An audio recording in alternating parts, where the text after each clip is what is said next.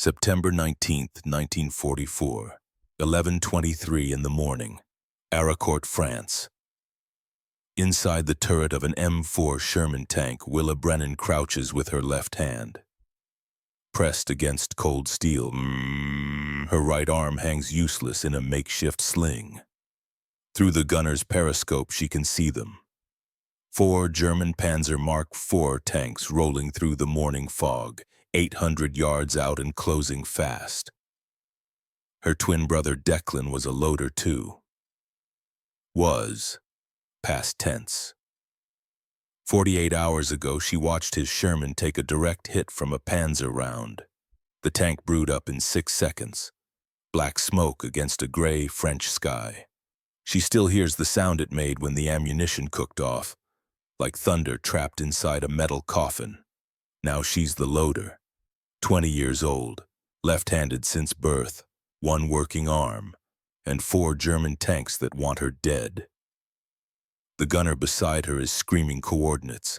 The driver is reversing into a hedgerow. The tank commander above her is yelling something about traverse speed, and Willa is supposed to load a 75mm shell into the breech. Fast. Standard loading time is 4 seconds if you're good, 5 if you're nervous, 6 if you're dead. She has 60 seconds before those Panzers are in range, maybe less. What she does in the next 6 minutes will change how every American tank crew fights this war. It will save hundreds of lives across 2 continents. It will rewrite United States Army doctrine. But first, she has to survive. And there's one problem nobody at Fort Knox ever considered. What happens when the loader only has 1 working hand, 72 hours earlier? September 16th, 1944, 6:15 in the morning. Maintenance depot 3 miles behind the front lines. Willa Brennan stands elbow deep in a Sherman tank's transmission, her hands black with grease. She's been at this since 0400. The transmission seized up during yesterday's advance. Without her, this 30-ton machine is just expensive scrap metal. She's the only woman in the maintenance unit, the only woman mechanic in the entire 4th Armored Division, actually. The men stopped commenting on that fact about 6 weeks ago when she rebuilt an engine faster than anyone else in the battalion.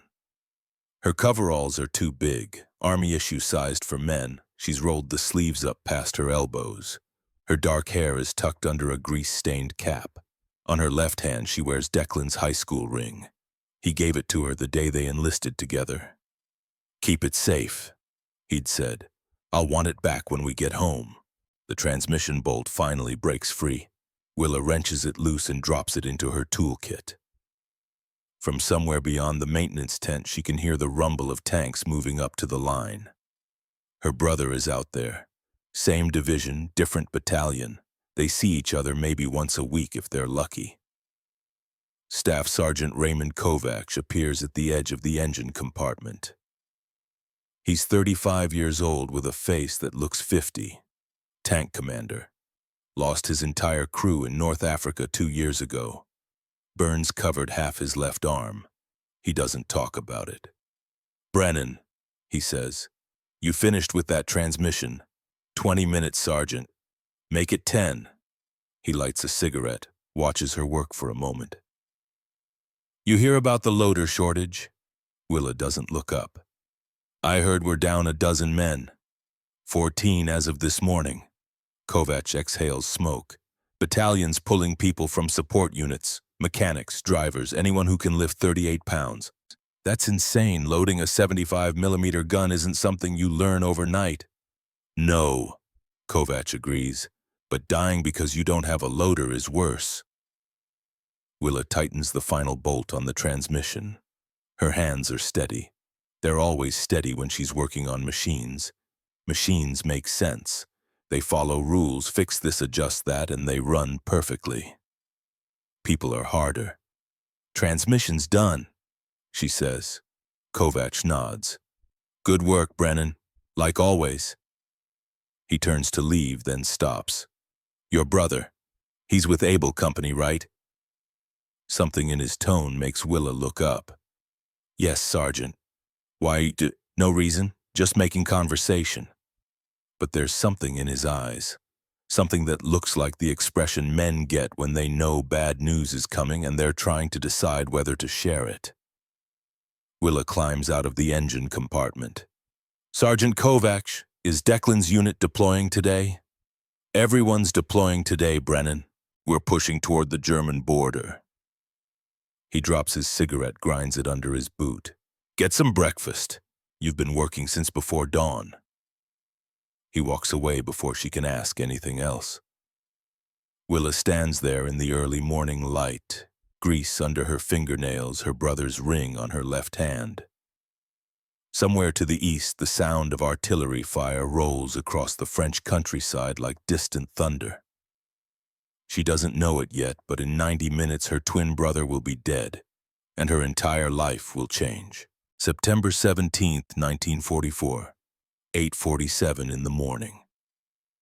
The explosion happens 3 miles away, but Willa hears it clearly. She's in the maintenance tent, inventory log in hand. When the sound reaches her, a dull crump that rattles the tent poles. Everyone stops working. That's outgoing, someone says. Ours. But Willa knows the difference between friendly fire and enemy fire. She's been listening to this war for 16 months. That sound came from a German gun.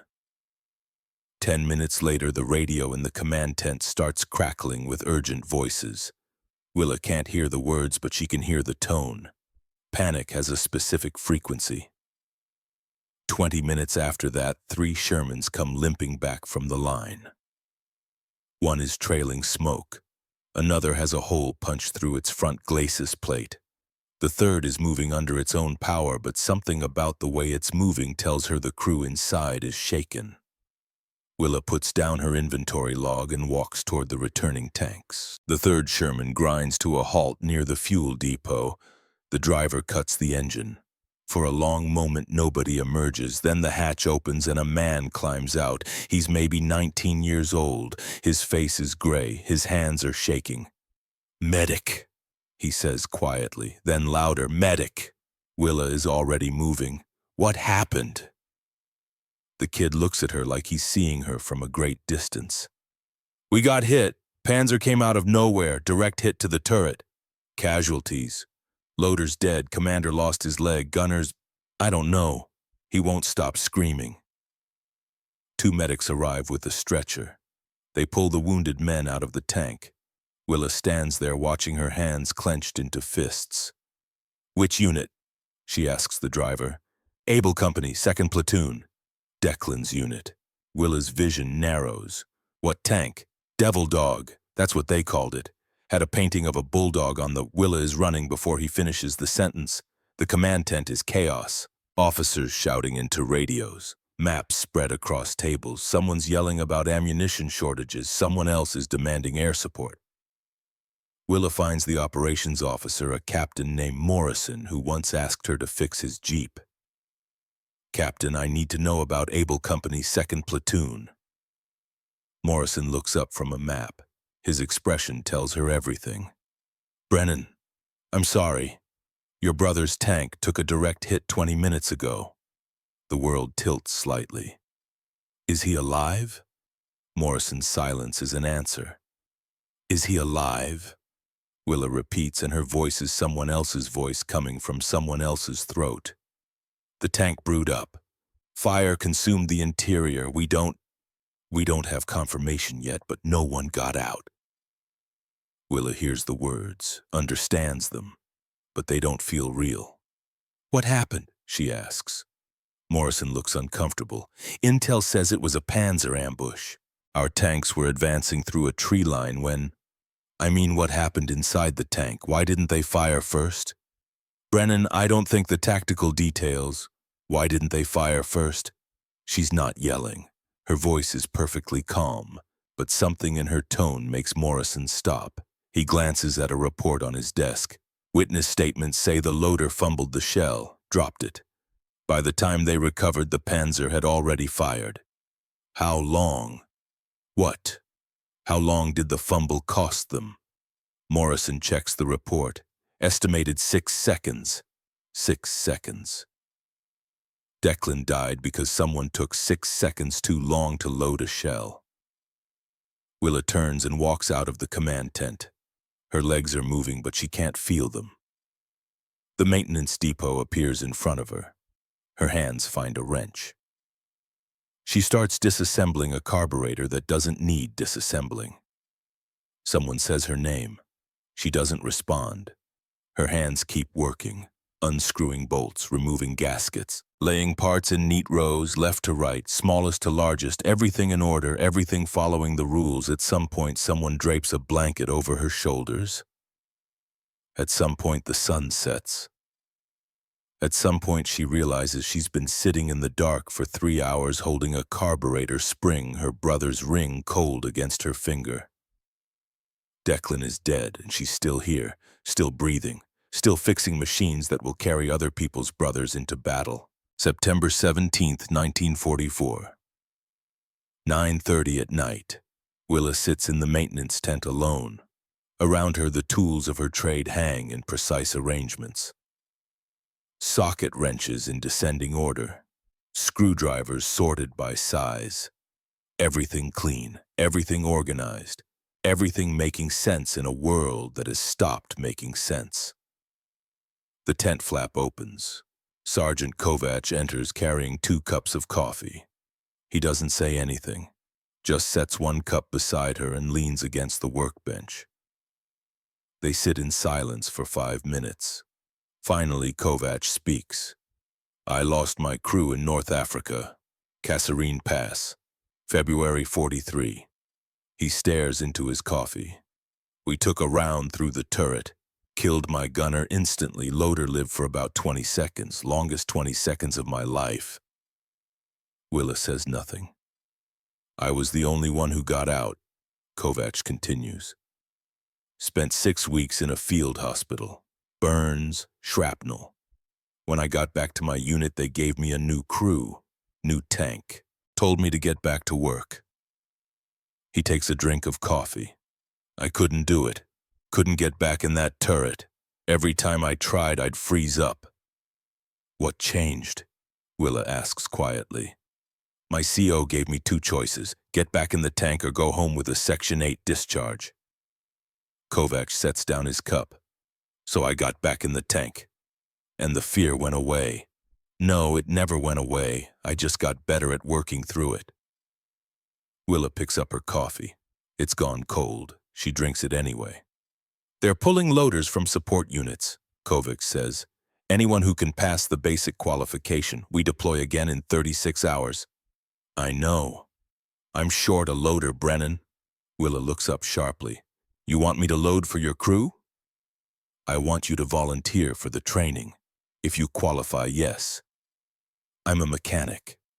You're also the only person in this battalion who understands how a Sherman tank works from the inside out. You know the machinery, you know the tolerances. You know what every component does and why it does it. That's not the same as loading under fire."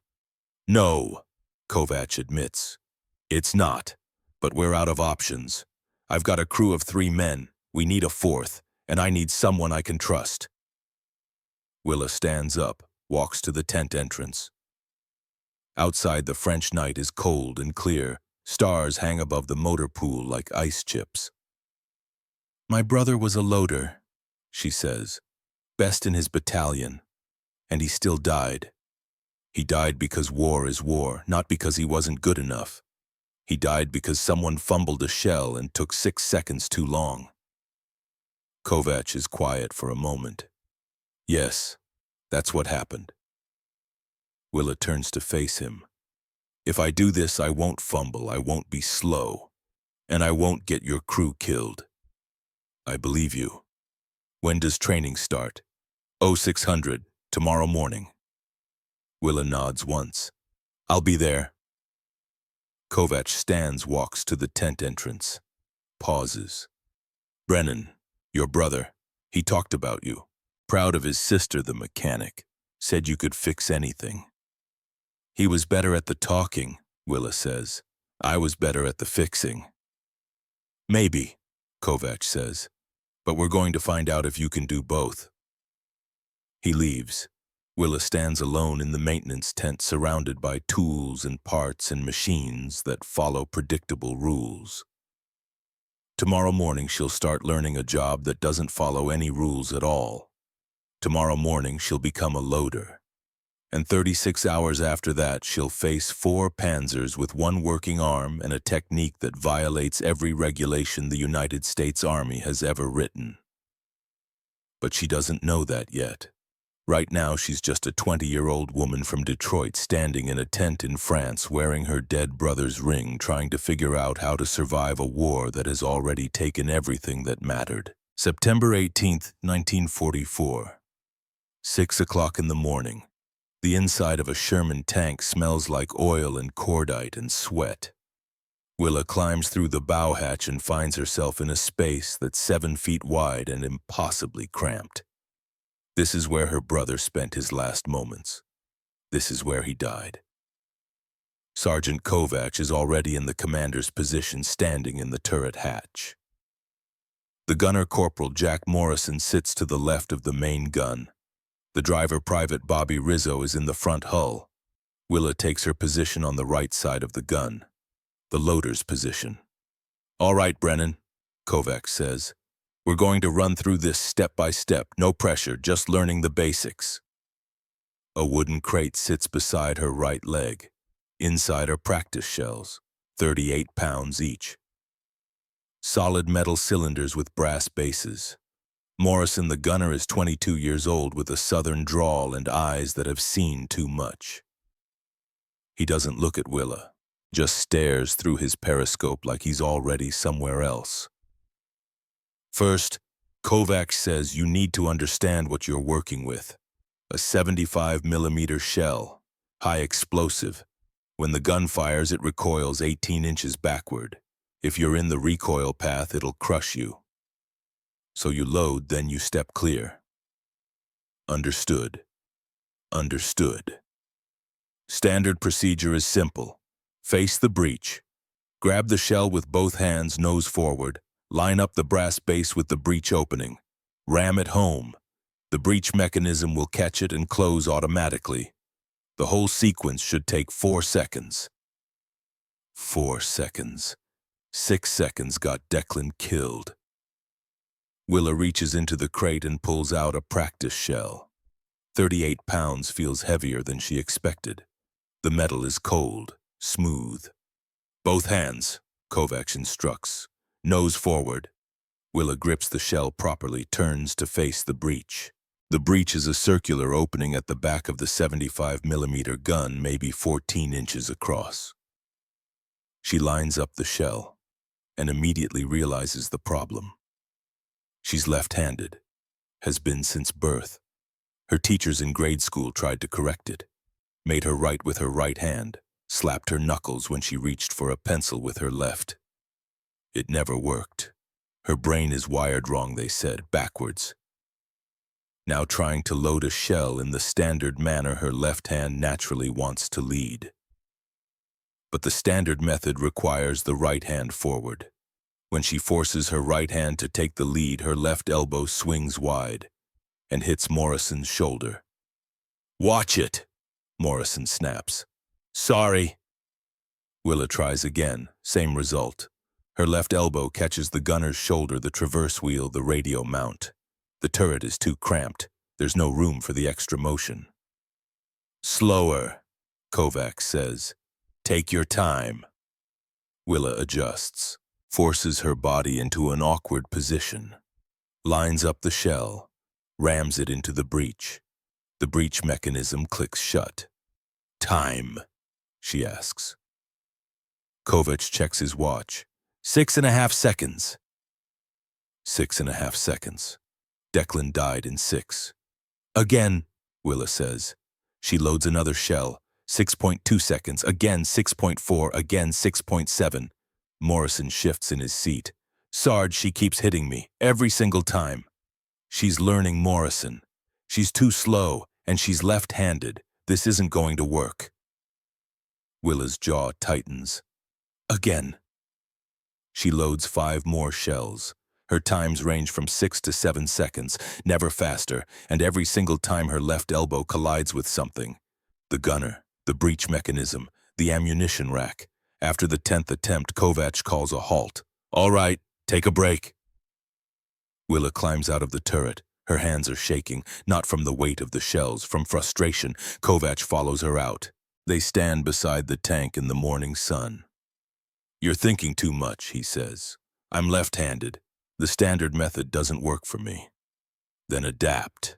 Use your right hand more." "I've been trying. It's not working." Kovac lights a cigarette. "Brennan, I'm going to be honest with you. We deploy tomorrow morning at 0600. You're currently loading at 6 to 7 seconds. That's too slow. In combat, that'll get us killed. I know. So here's what's going to happen. You have until 1600 today to get your time below 5 seconds. If you can't, I'm pulling you from the crew." Willa feels something cold settle in her stomach. "Sergeant, I'm not being cruel, I'm being practical. My crew has survived 11 engagements because we work as a unit. I can't put them at risk with a loader who's too slow." He walks away. Willa stands beside the Sherman alone. Around her, the motor pool hums with activity. Other crews are running drills. Maintenance teams are working on engines. Someone's yelling about fuel ratios. She looks at her left hand, at Declan's ring. "I won't be too slow," she whispers. But she doesn't know how to fix this. Machines she understands, people she can manage, but her own body, her own brain that's wired backwards that she doesn't know how to fix. September 18th, 1944. 2 o'clock in the afternoon. The crane cable snaps at exactly 14:07. Willa is helping 3 other mechanics lift a replacement engine into a Sherman. When the steel cable fails under load, the engine drops 6 inches before the secondary cable catches it. But those 6 inches are enough. The sudden jerk throws Willa off balance. She falls backward, hits the ground hard. Her right shoulder takes the full impact. Pain explodes through her arm like electricity. The battalion medic arrives within minutes. His name is Corporal Hayes. He's from Pennsylvania and has hands like a surgeon. "Don't move," Hayes says. He probes her shoulder gently. Willa hisses through her teeth. "Dislocated," Hayes announces. "I can pop it back in, but you're going to be out of commission for at least a week." "No." "Brennan, I'm not asking." "Pop it back in. Now." Hayes looks at her for a long moment. Then he nods. "This is going to hurt." He's not lying. The sound her shoulder makes when it slides back into the socket is something between a pop and a crunch. Willa doesn't scream. She bites down on her lip hard enough to draw blood, but she doesn't scream. Hayes fashions a sling from a torn bedsheet. "Keep this immobilized for 48 hours minimum. No heavy lifting, no strenuous activity." "I'm supposed to deploy tomorrow." "Not anymore, you're not. I'm marking you unfit for duty." Hayes walks away to file his report. Willa sits on the ground beside the broken crane, her right arm in a sling, her shoulder throbbing. Around her, work continues. Engines get installed. Tanks get fueled. The war doesn't stop for one injured mechanic. Sergeant Kovac appears 20 minutes later. He doesn't say anything at first, just looks at her sling. "How bad?" he finally asks. "Dislocated shoulder, popped back in. I can still—" "No," Kovac says. You can't load a 38-pound shell with one arm." "Sergeant, please." "Brennan, I'm sorry, but I need a loader who has 2 working arms. We deploy in 16 hours. I have to find a replacement." He turns to leave. "My brother died because someone was too slow," Willa says quietly. Kovac stops. "He died because a loader fumbled a shell and took 6 seconds too long. And now you're telling me I can't even try to be better than that." Kovac looks back at her. His expression is unreadable. "What do you want me to say, Brennan? That I'll let you load with a dislocated shoulder? That I'll risk 3 men's lives on the hope that you can figure out how to do a two-handed job with one hand? Yes. That's not how this works. Then how does it work, Sergeant? Because from where I'm sitting, it looks like the Army would rather send men into battle with no loader at all than give me a chance to prove I can do this. Kovac is quiet for a long time. When he speaks, his voice is softer. I believe you want to do this, Brennan. I believe you'd give everything you have. But wanting isn't enough, and I can't gamble my crew's lives on belief. He walks away. Willa sits beside the broken crane as the sun moves across the sky. Her right arm throbs in its sling. Her left hand still wears Declan's ring. She has 16 hours until Kovac's crew deploys without her. 16 hours to figure out something impossible, or accept that she's failed before she even started. September 18th, 1944. 11 o'clock at night. The motor pool is empty. Most of the battalion is asleep. Tomorrow they advance toward the German lines. Tomorrow they fight. Tonight, they rest. Willa can't rest. She walks through the silent rows of Sherman tanks, her right arm in its sling. The machines sit like sleeping giants, their hulls dark against the starlit sky. She finds herself standing beside Kovac's tank, the one she was supposed to crew, the one that will deploy tomorrow without her. The hatch is unlocked. Willa climbs inside. The turret is dark and cramped and smells like gun oil. She takes the loader's position. Her right arm hangs useless.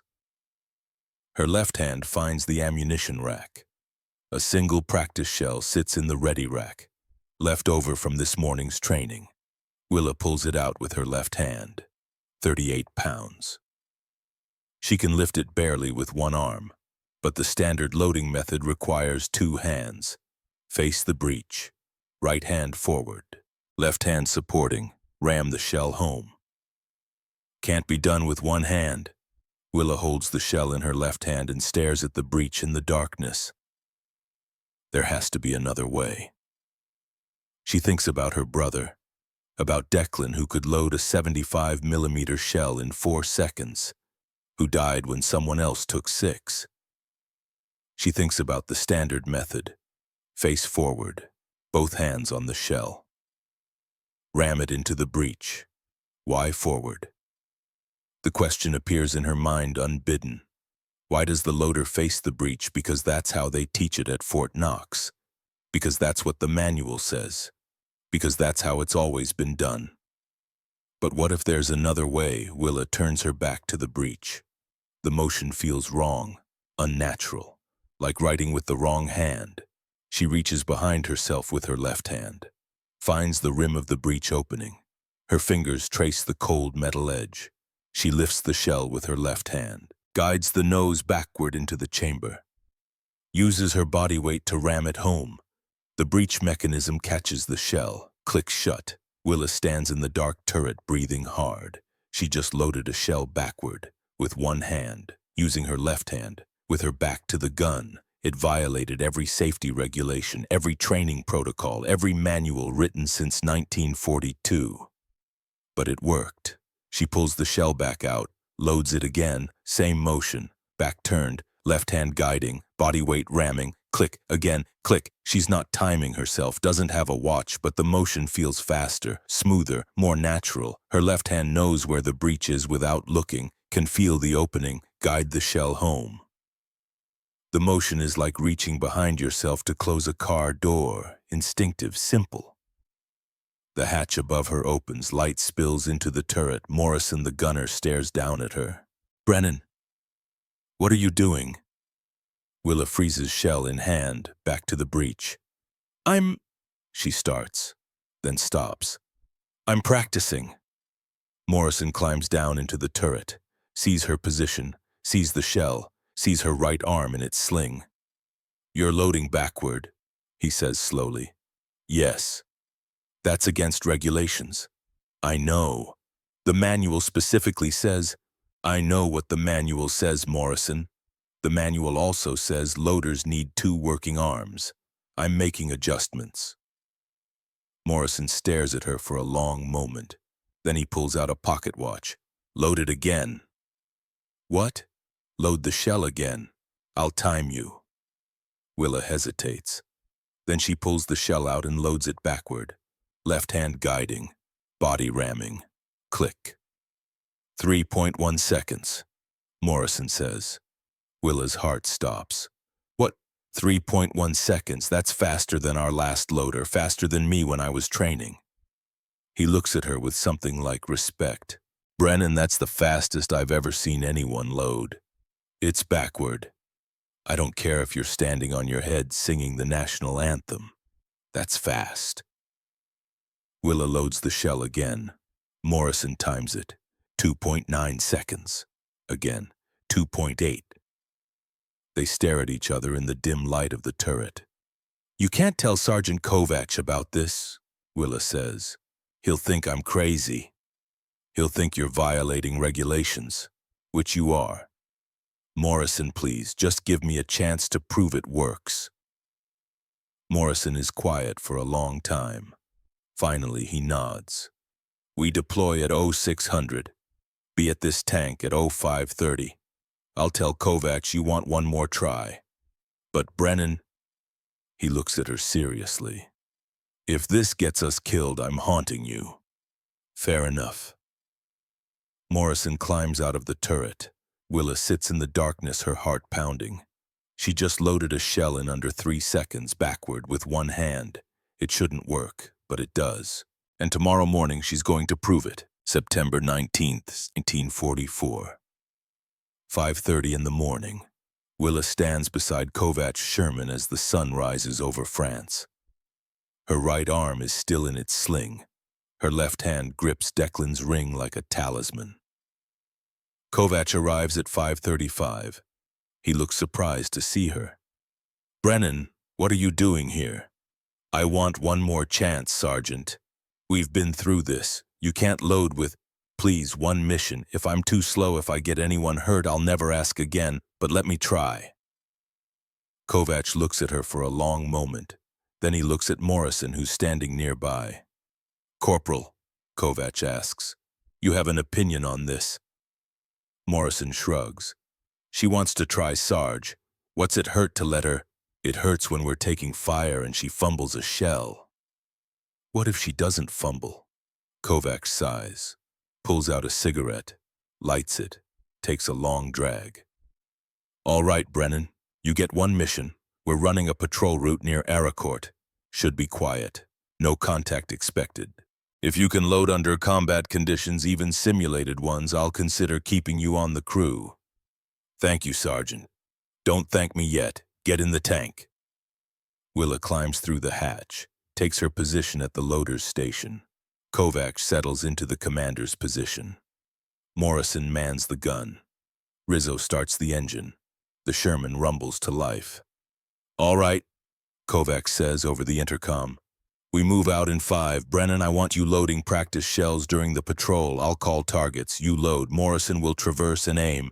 We're not firing, but we're going through every motion as if we were in combat. Understood? Understood, Sergeant. Willa's hands are steady. Her breathing is calm. She knows what she's going to do, knows it violates every regulation, knows Kovacs might court-martial her for it, but she also knows it works. The Sherman lurches forward, and Willa Brennan prepares to change the war. The Sherman rolls through the French countryside at 12 miles per hour. Morning fog clings to the hedgerows like wet cotton. Visibility is maybe 300 yards. Beyond that, the world disappears into gray nothing. Inside the turret, Willa waits. Kovacs' voice crackles through the intercom. Target 2 o'clock, farm building, 300 yards. Willa reaches for a practice shell. Her right arm hangs useless in its sling. She grips the shell with her left hand, turns her back to the breach. Morrison notices immediately. Brennan, what are you? She guides the shell backward into the chamber. Left hand on the rim, body weight behind it. Ram. The breech clicks shut. Loaded, she says. Silence on the intercom. Then Kovacs, time, Morrison checks his watch. He sounds stunned. 3.2 seconds, Sarge. More silence. Brennan, Kovacs says slowly. Did you just load that shell backward? Yes, Sergeant. With your back to the breach. Yes, Sergeant. Using one hand. Yes, Sergeant. A long pause. Then, do it again. Willa pulls the shell out, loads it backward. Same motion, smooth, fast, click. 2.9 seconds. Morrison reports. Again, click. 2.8. Again, click. 2.6. Kovacs climbs down from his position, stands in the turret staring at Willa. His expression is unreadable. Brennan, turn around and face me. Willa turns, meets his eyes. You've been practicing this, Kovacs says. It's not a question. Yes, Sergeant. How long? Since last night. And you didn't think to mention that you were planning to violate every loading regulation in the United States Army manual. I didn't think you'd let me try it if I asked permission, Sergeant. Kovac's jaw tightens. For a moment, Willa thinks he's going to order her out of the tank, send her back to the motor pool, end this before it begins. Then he does something unexpected. He laughs. It's a short, sharp sound, like a man who's just realized he's been outmaneuvered. You're right, he says. I wouldn't have let you try it, because it's insane. It violates TM 9731A Section 4, Paragraph 12. If an inspector saw you loading like that, I'd be court-martialed for allowing it.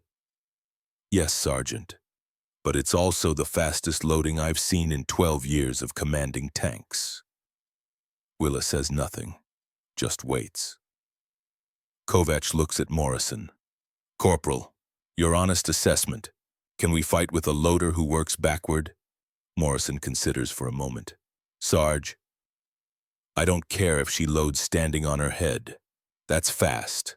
That's survival level fast, and speed is the only thing that matters when someone's shooting at you. Kovacs nods slowly, then he looks back at Willa. All right, Brennan. You've got your chance, but if this method gets anyone killed, it's on you. Understood? Understood, Sergeant. Good. Now let's see if you can do it when people are actually trying to kill us. The intercom crackles. Rizzo's voice from the driver's position. Sarge, I'm seeing movement ahead, about 800 yards. Can't make it out through the fog. Kovacs climbs back to his commander's position, pulls out his binoculars, scans the tree line. His voice changes, goes flat, professional. Contact, 4 Panzers, 800 yards and closing. Willa's heart stops. This is it. This is the moment that will define everything. Morrison's hands move to the gun controls. Sarge, we're supposed to be on a quiet patrol route. Tell that to the Germans. Driver reverse. Get us into that hedgerow. Gunner traverse left. Loader. Kovacs pauses. Brennan, real shells. Now. Willa's hands move before her brain catches up. She pulls a live 75mm round from the ammunition rack. High explosive. 38 pounds of death. Her right shoulder screams in protest as she lifts it. She ignores the pain, turns her back to the breech, guides the shell backward with her left hand, rams it home with her body weight. Click. Loaded. Range 700 yards, Morrison says. His voice is tight. They're in a staggered formation. Lead Panzer is a Mark IV, the others are... Hell, I can't tell through this fog. Kovacs' voice is calm, too calm. Hold fire. Let them close to 600 yards. We get one good shot before they know we're here. Make it count. The Sherman sits in the hedgerow engine idling, gun pointed at 4 German tanks that outgun them, out-armor them, and outnumber them. Willa stands at the loader's position, her back to the breech, her left hand ready. Through the periscope she can see them now. 4 gray shapes emerging from the fog like prehistoric beasts. Panzers, each one capable of killing her tank with a single shot. 600 yards, Morrison says. Steady. 550. Willa's breathing is loud in her own ears. Her heart pounds against her ribs.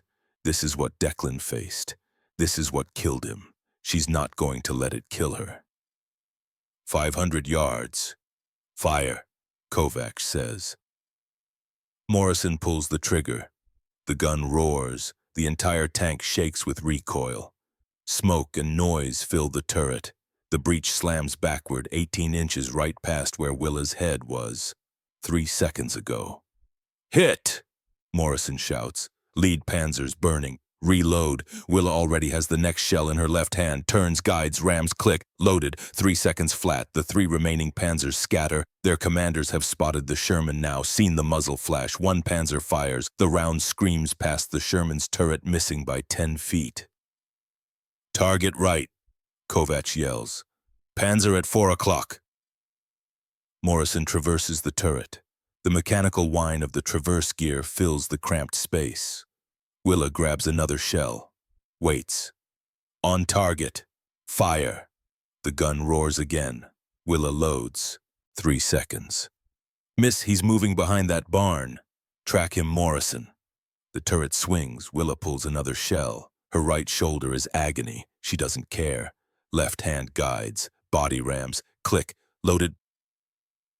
A Panzer round hits the Sherman's front glacis. The sound is like being inside a bell when it's struck. The tank rocks backward. Willa stumbles but keeps her footing. Armor held, Rizzo shouts from the driver's position. Target, Morrison yells. Panzer emerging from the barn. Fire. Boom. Willa loads. Her hands are shaking now. Not from fear, from adrenaline, from the pounding rhythm of combat. Load, fire, load, fire. Her body knows the motion. 3 seconds. Every time. 3 seconds. Hit second Panzer's turret is gone. 2 down. 2 to go. But the remaining Panzers are getting smart. They're not charging. They're using cover, moving behind buildings, using the terrain. One appears at 600 yards. Fires. The round punches through a hedgerow 30 feet from the Sherman. He's got our range, Morrison says. Then get his first. Target left. Can't see him. He's behind. Wait there. Fire. Willa loads. Her left hand finds the breech rim without looking now. Muscle memory. 3 seconds. The shell hits the third Panzer in the track. Not a kill, but the Panzer stops moving, immobilized. Crippled him, Morrison yells. 1 more round and the 4th Panzer fires. This time the German gunner doesn't miss. The round hits the Sherman's turret at an angle, doesn't penetrate. But the impact throws Willa against the ammunition rack. Her right shoulder hits metal. Pain explodes through her arm like lightning. She drops the shell she was holding. It clatters to the floor of the turret. Time slows. Willa can see Morrison's eyes widen, can see Kovacs' mouth opening to shout, can see the empty breech waiting for a shell that's rolling around on the floor. 6 seconds. That's how long it took Declan's loader to recover from a fumble. That's how long it took for Declan to die. Willa's left hand shoots out, catches the rolling shell, lifts it, turns, guides it backward into the breech, rams it home. Click. Loaded. Morrison fires without hesitation. The round catches the 4th Panzer in the side armor, penetrates. The Panzer explodes in a ball of orange fire. Silence. The gun smoke clears. 4 Panzers sit in the field, 3 burning, 1 immobilized, an abandoned crew already running for the tree line. 4 targets, 6 minutes of combat, 9 rounds fired, and Willa loaded every single one in under 3 seconds. Even when she dropped the shell, she recovered in less than 2. Morrison turns in his seat, stares at her. Brennan, that was... Jesus Christ, Brennan. Willa is shaking. Her right arm is screaming. Her left hand is black with powder residue. She can smell her own sweat mixed with cordite and gun smoke. I didn't fumble, she says quietly. No, Kovacs says from above. His voice sounds strange. You didn't fumble. You just saved all our lives. He climbs down from the commander's position, stands in front of Willa, looks at her for a long moment. Nobody loads a 75mm cannon backward, he says. It violates every safety protocol, every training procedure, every manual written since 1942. I know, Sergeant, but it works, and you just proved it works under the worst possible conditions. Willa nods, doesn't trust herself to speak. Kovacs looks at Morrison. Corporal, what was her average loading time? Morrison checks his notes. Fastest was 2.3 seconds, slowest was 3.2. Average across 9 rounds was 2.8 seconds. Kovac whistles low. 2.8 seconds. That's faster than any loader in this battalion. Maybe in this division. He turns back to Willa. Here's what's going to happen, Brennan. We're going to return to base. We're going to report this engagement, and then you're going to teach every other loader in this battalion your method. Sergeant, I don't think that wasn't a request. You just changed how we fight. Now we're going to make sure everyone else knows how to do it too. The Sherman's engine rumbles. Rizzo reverses them out of the hedgerow. As they roll past the burning Panzers, Willa looks out through the periscope. 4 German tanks, destroyed in 6 minutes, because she loaded backward, because she used her left hand, because she violated every rule they taught her at Fort Knox, because she refused to be too slow. Declan died in 6 seconds. She avenged him in 6 minutes. It's not enough. It will never be enough, but it's something. September 19th, 1944. 1 o'clock in the afternoon. The motor pool erupts when Kovac's Sherman rolls in. Word has already spread. Radio chatter travels fast. 4 Panzers destroyed, 1 Sherman crew, no casualties. Other tank commanders cluster around as Kovac's crew dismounts. Willa climbs out of the turret, her coveralls soaked with sweat, her right arm still in its sling. Captain Frank Harrison pushes through the crowd. He's 42 years old, career Army, and has a reputation for following regulations like gospel. Sergeant Kovacs, Harrison says, I need a full after-action report. 4 Panzers is significant contact. Yes, sir, my loader can provide details. Harrison looks at Willa. His eyes narrow. Your loader, the woman from the maintenance unit. Corporal Brennan, sir, Willa says. I wasn't aware women were cleared for combat positions, Corporal. Emergency circumstances, sir. We were short personnel. Harrison's expression hardens. And I'm hearing reports that you were loading shells in violation of standard procedure. Silence falls over the motor pool. Willa meets Harrison's eyes. Sir, I used a modified loading technique. It proved effective. Modified, meaning you violated TM 9731A loading protocols. Sir, the technique resulted in faster loading times and successful engagement of enemy armor. That's not what I asked, Corporal. Did you or did you not violate standard loading procedure? Willa takes a breath. Yes, sir, I did. Harrison turns to Kovacs. Sergeant, you allowed this? Kovacs steps forward. Sir Corporal Brennan's technique resulted in loading times averaging 2.8 seconds. That's 30% faster than standard procedure. In combat, that speed saved lives. Saved lives or put them at risk. There are protocols for a reason, Sergeant. Safety protocols, training protocols designed to prevent accidents and equipment failure. Sir, with respect, we just destroyed 4 Panzers without taking a casualty. The technique works. That's not the point. Harrison's voice rises. The point is military discipline. The point is following orders and regulations. What happens when every soldier decides they can just ignore doctrine because they think they have a better way? Other tank crews are watching now, listening. Willa can see them whispering to each other. Harrison points at Willa. Corporal Brennan, you're confined to quarters pending an inquiry. Sergeant Kovacs, you're relieved of command pending the same inquiry. This is a direct violation of duty, Captain Harrison. Everyone turns. A jeep has pulled up at the edge of the motor pool. A colonel climbs out, tall, broad-shouldered, 30 years old but looks older.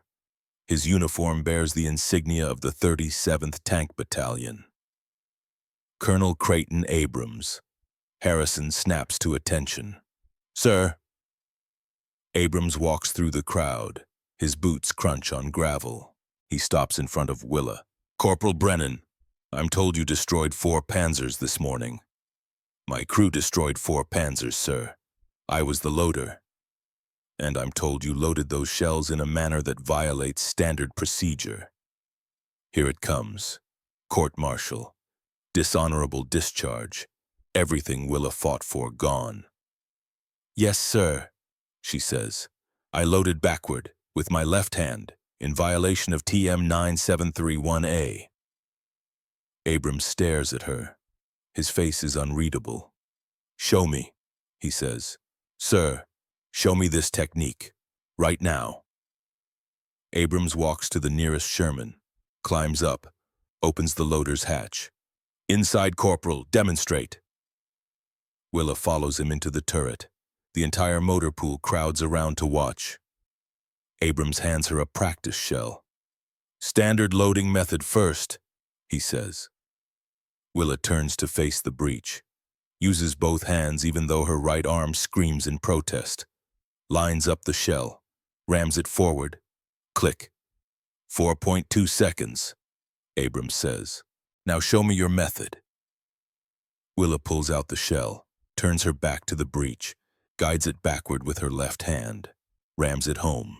Click. 2.9 seconds. Abrams looks at her. Again. Willa loads 5 more times. Her times range from 2.6 to 3.1 seconds. Abrams climbs out of the turret, stands in front of the assembled crews. Captain Harrison, he says, you're correct that Corporal Brennan violated standard procedure. Harrison nods. Sir, I recommend immediate. However, Abrams continues. I'm also looking at after-action reports from the past 2 weeks. Our kill ratio against German armor is 3.2 to 1 against us. That means for every Panzer we destroy, we lose 3 Shermans, sometimes 4. He pulls a paper from his jacket. This morning, Sergeant Kovac's crew destroyed 4 Panzers, 0 casualties, 0 damage beyond a few dents, and the key difference was loading speed. Abrams looks at the assembled tank commanders. Gentlemen, we are fighting a war with equipment that is inferior to our enemies. Our guns can't penetrate their frontal armor. Our armor can't stop their guns. The only advantage we have is numbers and speed. And if we can load our guns 30% faster than doctrine says we can, that changes the entire engagement profile. Harrison steps forward. Sir, with respect, regulations exist for reasons. Safety reasons. If we allow soldiers to just ignore, Captain, how many loaders have you lost in the past month? Harrison hesitates. 7, sir. And how many of those deaths were caused by slow loading times? I don't have that data, sir. I do. Abrams pulls out another paper. 14 loader casualties across 4th Armored Division in September. Of those, 9 died because their crew couldn't get a shot off fast enough. The enemy fired first. The enemy won. He walks to the center of the motor pool. I'm going to tell you all something. My son is 8 years old. He's left-handed. His teachers try to force him to write with his right hand. Every day he comes home crying. Every day I tell him the same thing, use what works. Not what someone tells you should work. Abrams looks at Willa. Corporal Brennan is left-handed.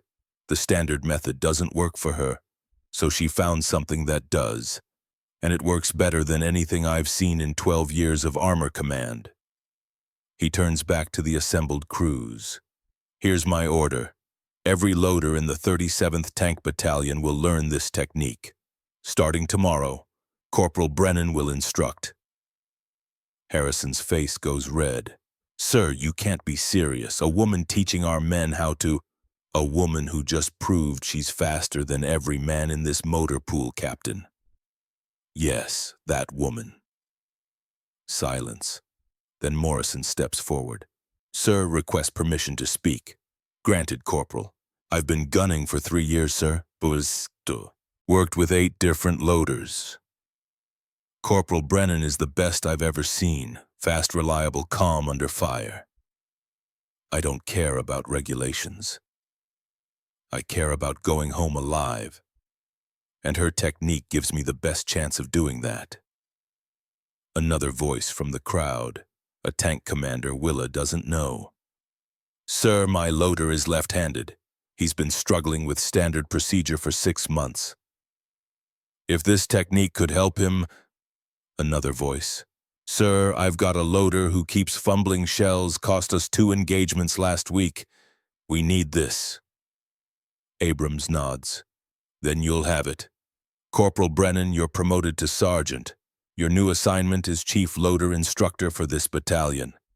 You'll train every loader who volunteers and, he looks at Harrison, you'll do it with full authority and my direct backing. He turns to leave, then stops, looks back at Willa. Sergeant Brennan, your brother. He was Declan Brennan, wasn't he, Able Company?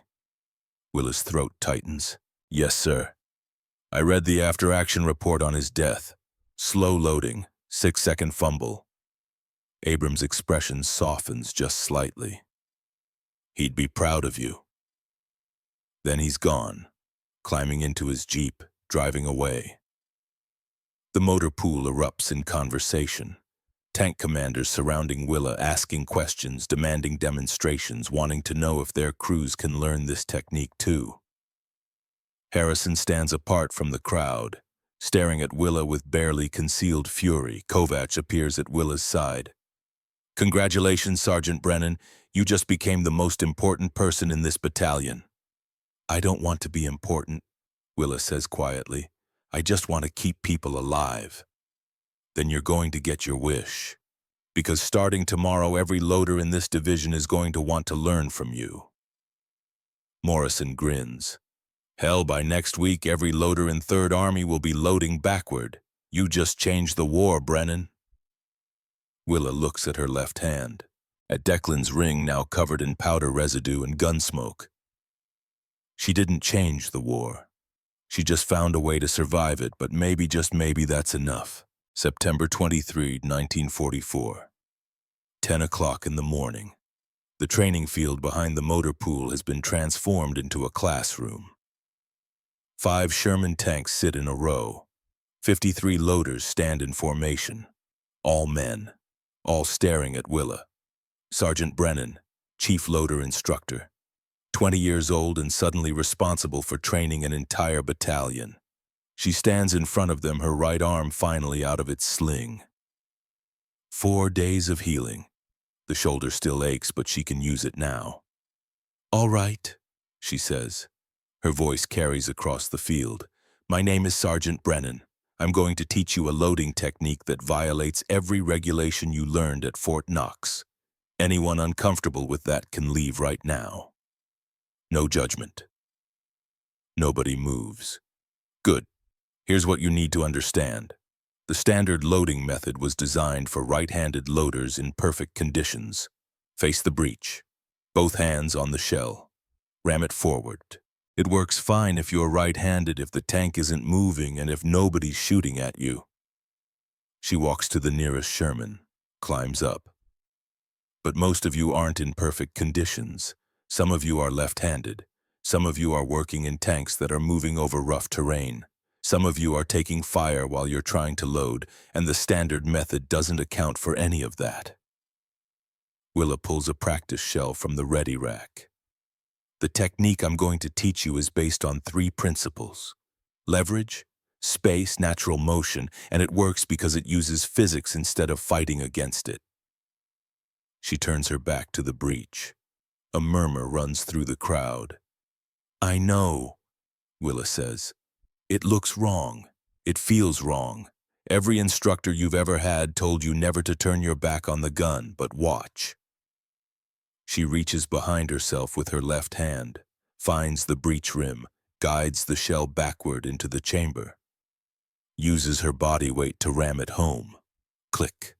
2.8 seconds, calls out the timekeeper. A corporal with a stopwatch.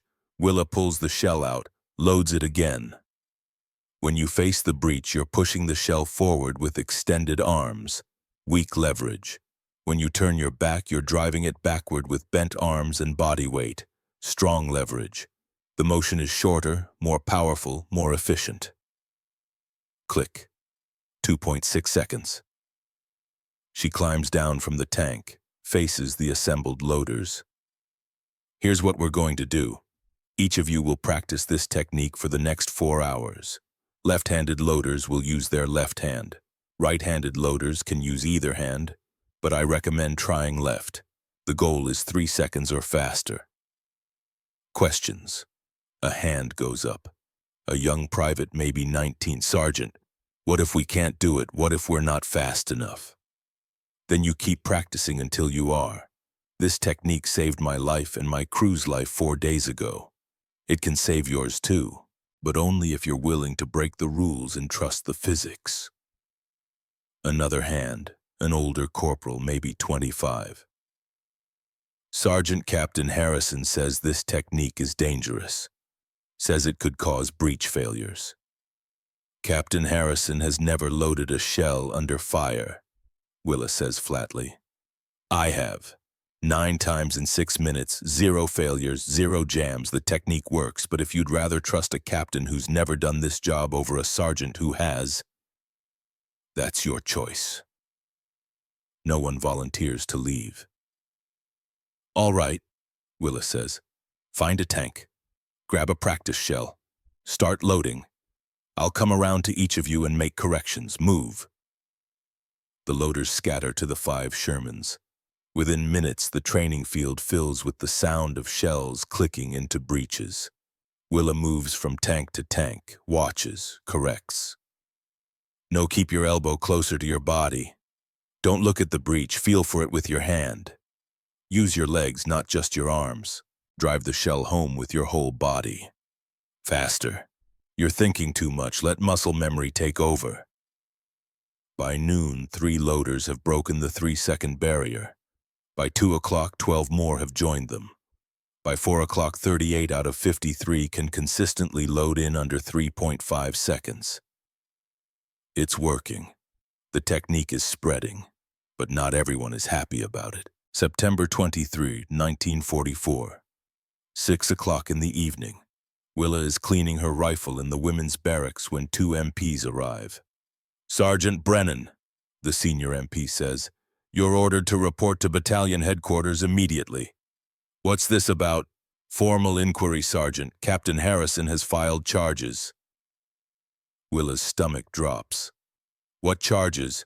Violation of military regulations, endangering personnel, unauthorized modification of combat procedures. You're to appear before Colonel Abrams in 30 minutes.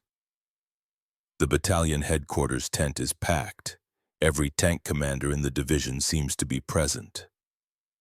Kovacs, Morrison, Rizzo, even loaders from other companies men Willa has never met, and at the front of the tent behind a field desk sits Colonel Abrams. To his right stands Captain Harrison holding a thick folder of documents.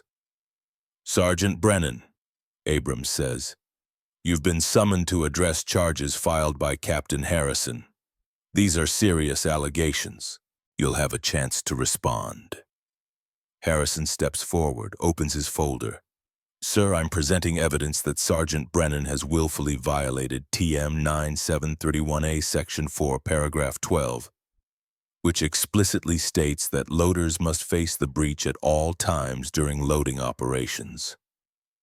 I have testimony from 17 witnesses who observed her loading with her back to the gun. I'm also presenting evidence that she has instructed 53 additional loaders to adopt this same violation. He pulls out photographs. These were taken during yesterday's training. As you can see, multiple loaders are clearly violating standard procedure. Abrams examines the photographs. Captain, I'm aware of Sergeant Brennan's technique. I authorized it. Sir, with respect, no authorization can override written doctrine. TM 9731A exists for safety reasons. The manual cites 3 documented cases where improper loading caused catastrophic breach failures. In one case in North Africa, the explosion killed the entire crew. Harrison looks at Willa. Sergeant Brennan's technique is dangerous. It puts crews at risk, and regardless of her recent success, we cannot allow individual soldiers to simply disregard regulations because they believe they have a better method. Murmurs from the assembled crowd. Abrams holds up a hand for silence. Sergeant Brennan, your response. Willa stands. Her mouth is dry. Every eye in the tent is on her. Sir Captain Harrison is correct that I violated standard loading procedure. I won't deny that. But I'd like to present the results of that violation. She pulls out her own folder. Morrison helped her prepare it this afternoon. In the 4 days since I began using this technique, I've loaded in combat 9 times. 0 malfunctions, 0 jams, average time 2.8 seconds. The crew I serve with has destroyed 4 enemy tanks without taking a single casualty. She looks at Harrison. Captain Harrison mentions 3 cases of breach failure in North Africa. I reviewed those reports. In all 3 cases, the failures were caused by damaged shells or faulty breach mechanisms, not by loading technique. The investigation reports are clear on that point. Willa turns back to Abrams. Sir, in the past 2 weeks, 4th Armored Division has lost 21 loaders in combat. I've reviewed the after-action reports. 14 of those deaths occurred because crews couldn't fire fast enough. The enemy got their shot off first, 6 seconds. That's the average fumble recovery time. That's how long it takes to die. She places a document on Abrams's desk. This morning I trained 53 loaders. By the end of the day, 38 could load in under 3.5 seconds. That's a full second faster than they were loading yesterday. In combat, 1 second is the difference between living and dying. Harrison's face is red. Sir, this is irrelevant.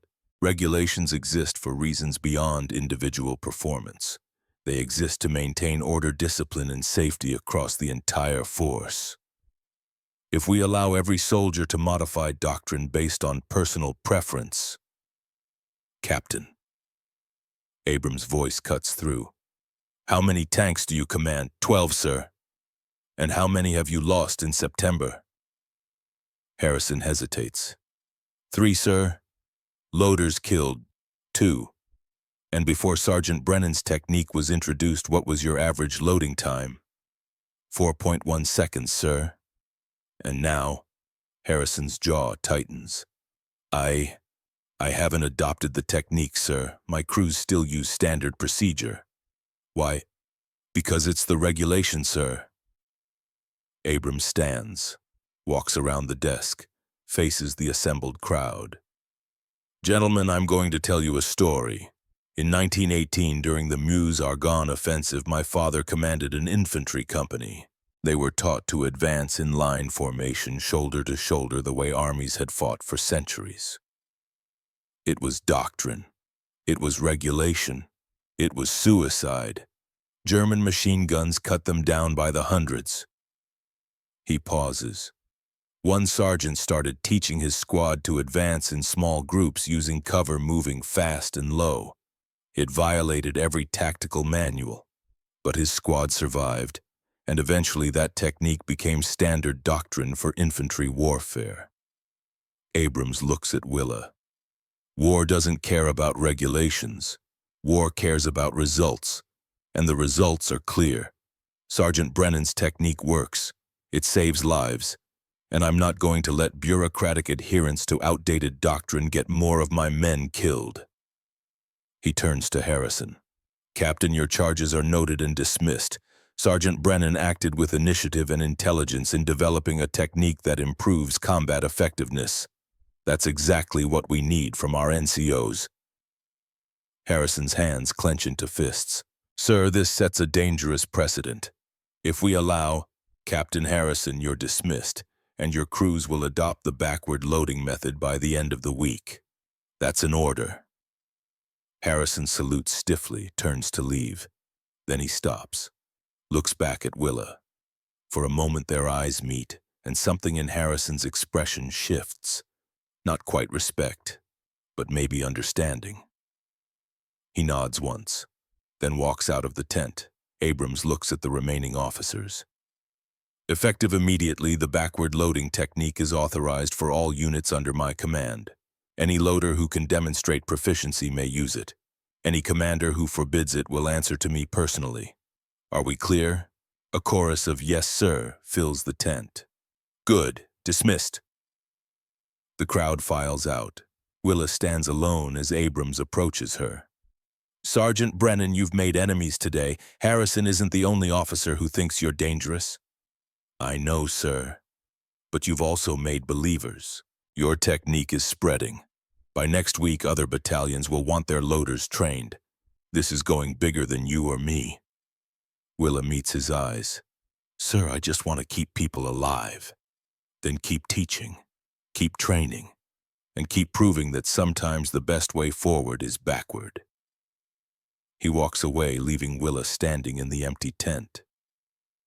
Outside, she can hear voices, loaders talking to each other, practicing, timing each other, learning. The technique is spreading. And somewhere in a field in France, 4 burned-out Panzers sit as proof that it works.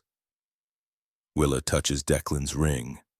I'm keeping them alive, she whispers, just like you taught me. And tomorrow she'll teach more. October 1st, 1944. 7 o'clock in the morning. The statistics arrive on Colonel Abrams's desk in a manila folder. Willa stands at attention while he reads them. She's been training loaders for 12 days straight. Her hands are calloused from handling practice shells. Her voice is hoarse from shouting instructions across training fields. Abrams looks up from the report. 87%. Sir, 87% of loaders in the 37th Tank Battalion are now using your technique. Average loading time has dropped from 4.1 seconds to 2.9. He sets down the folder. Kill ratio for tanks using your method is 1.6 to 1. Tanks still using standard procedure are at 3.4 to 1.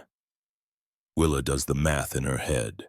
For every Panzer destroyed by a crew using the backward method, they lose less than 2 Shermans. For crews using the old way, they lose more than 3. Crew survival rate has increased 16%. Abrams continues. That's 63 men who are alive today because you taught them to load backward. 63 men, 63 brothers, sons, husbands, not dead. Willa's throat tightens. Sir, you were just doing your job, I know. Abrams stands. But your job is about to get bigger. Other battalion commanders are requesting you train their crews. 1st Armored Division wants you. 9th Armored wants you. Hell, I got a call from a Marine Corps tank unit asking if you could come to the Pacific.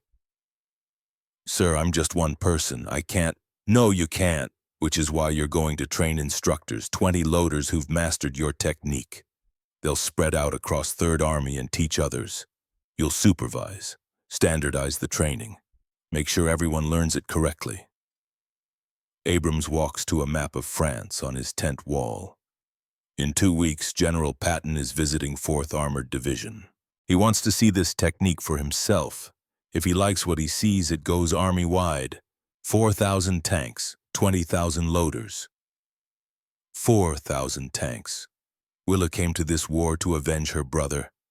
Now she's changing how an entire army fights. Sir, what if I fail? What if the technique doesn't scale up? What if... Then you fail. And we go back to the old method, but Sergeant Brennan... Abrams looks at her seriously. You won't fail. You know why? Because you're not doing this for glory or recognition. You're doing it because you watched your brother die and you refuse to let anyone else die the same way. That kind of motivation doesn't fail. He hands her a new set of orders. You're being transferred to division headquarters. You'll have full authority to recruit and train instructor loaders. Whatever resources you need, you get. Questions? Just one, sir. What about my crew, Sergeant Kovacs, Morrison, Rizzo? They'll get a new loader. Someone you've trained. Abrams sees her expression.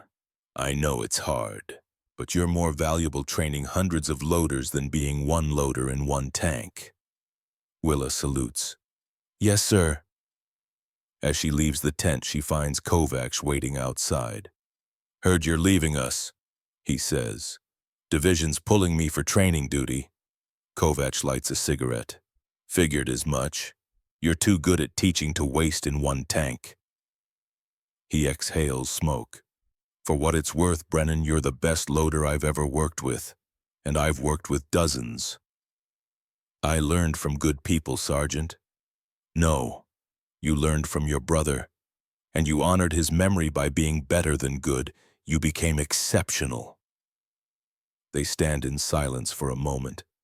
Take care of Morrison and Rizzo, Willa says. Always do. Kovacs drops his cigarette, grinds it under his boot.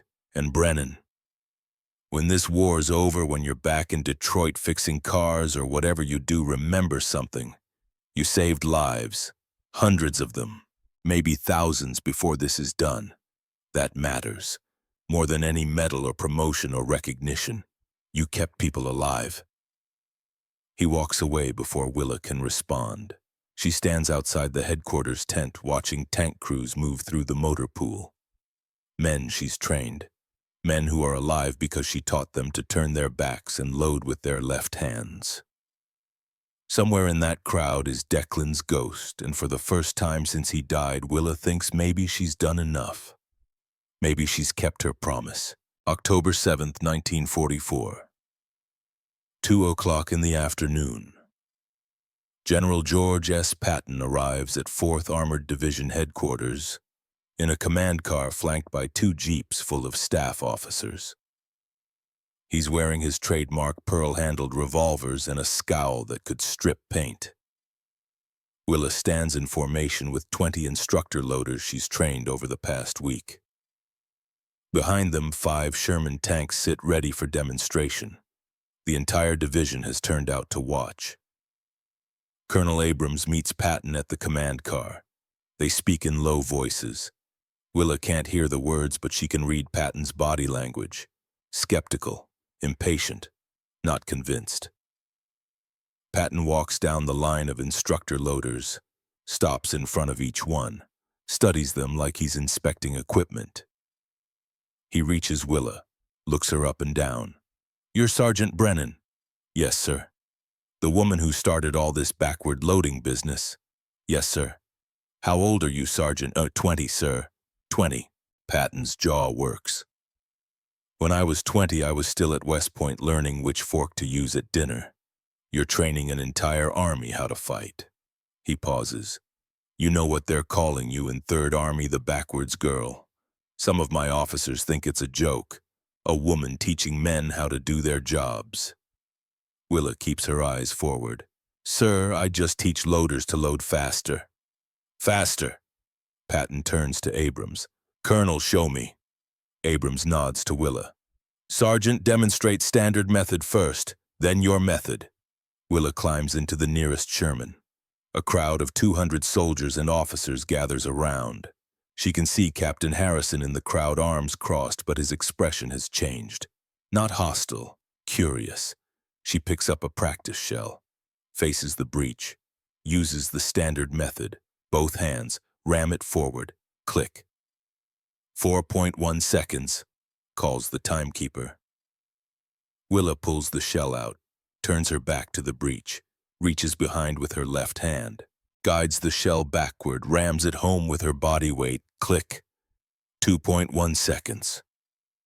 A murmur runs through the crowd. Patton's eyes narrow. Again. Willa loads backward 5 more times. Her times 2.3, 2.1, 1.9, 2.2, 2.0 seconds. Patton pulls out a stopwatch. "Load 10 rounds, I'll time the total."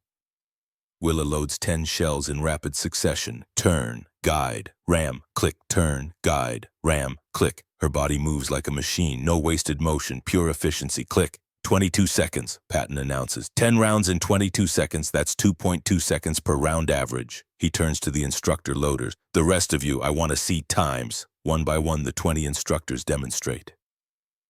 Loading times range from 2.4 to 3.1 seconds. Every single one is faster than the standard method. Patton watches in silence. His face reveals nothing. Finally, he turns to Abrams. "Colonel, a word in private." They walk 20 feet away, The crowd waits. Willa can see them talking, Patton gesturing, Abrams responding. The conversation lasts 3 minutes. When they return, Patton addresses the assembled division.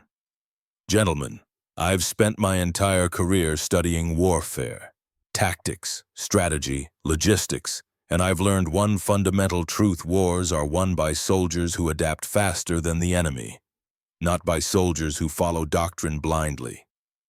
He looks at Willa. Sergeant Brennan violated every regulation in the Army manual, and in doing so, she developed a technique that gives American tank crews a measurable combat advantage. That's not insubordination, that's innovation. That's the kind of thinking that wins wars. Patton turns to his staff officers. Effective immediately, the backward loading method is authorized for all units in 3rd Army. Every tank battalion will receive instruction. I want loading times below 3 seconds across the board within 2 weeks. He looks at Abrams. Colonel, I'm borrowing your sergeant. She's coming with me to train battalion instructors from every division in 3rd Army. I want this technique standardized. I want it documented.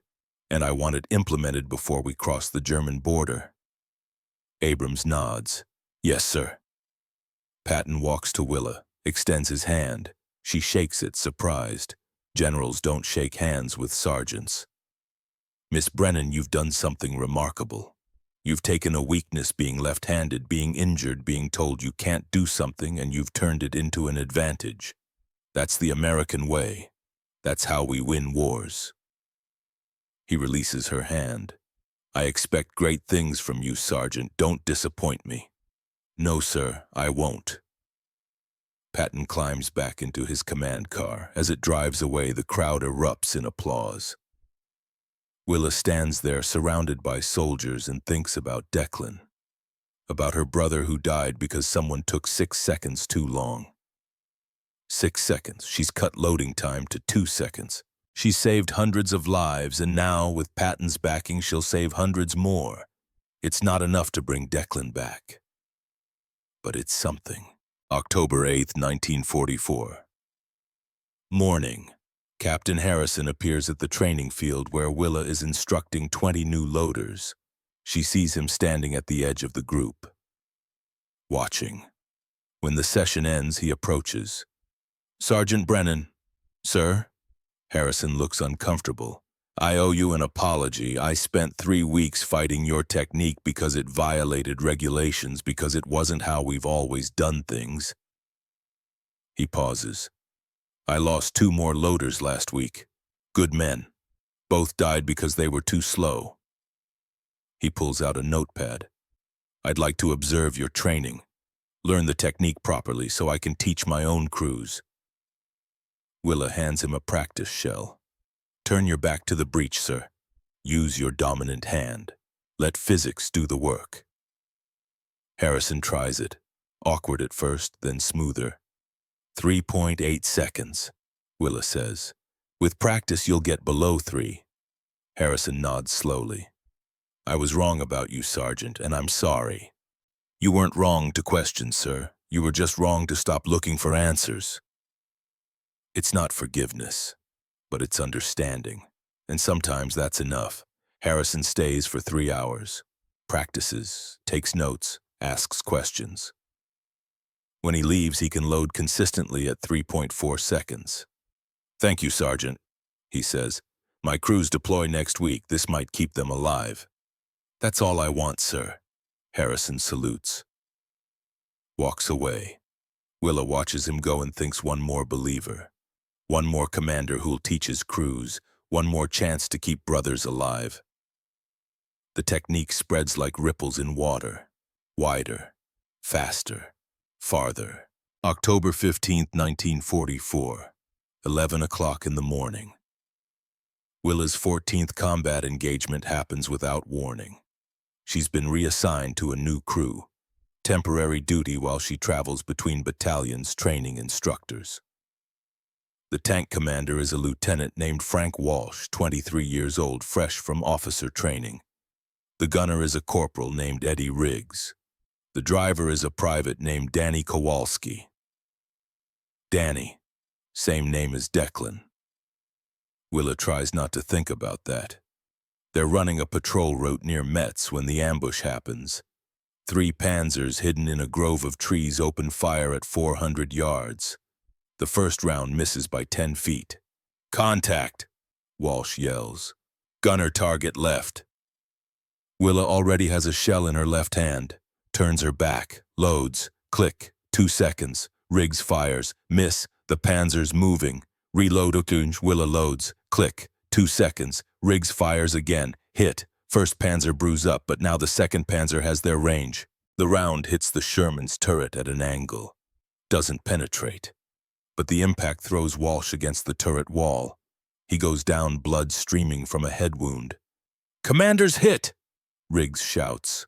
Willa loads another shell. "Keep firing, Riggs! We need to pull back. We can't fight without—" "I said keep firing." Willa's voice cuts through. "Kowalski, reverse behind that ridge. Riggs target the Panzer at 2 o'clock. She's giving orders now. A sergeant, commanding a crew because the lieutenant is unconscious. A woman commanding men in combat, unprecedented, against regulations. Exactly what the Army said could never happen." Riggs traverses the gun.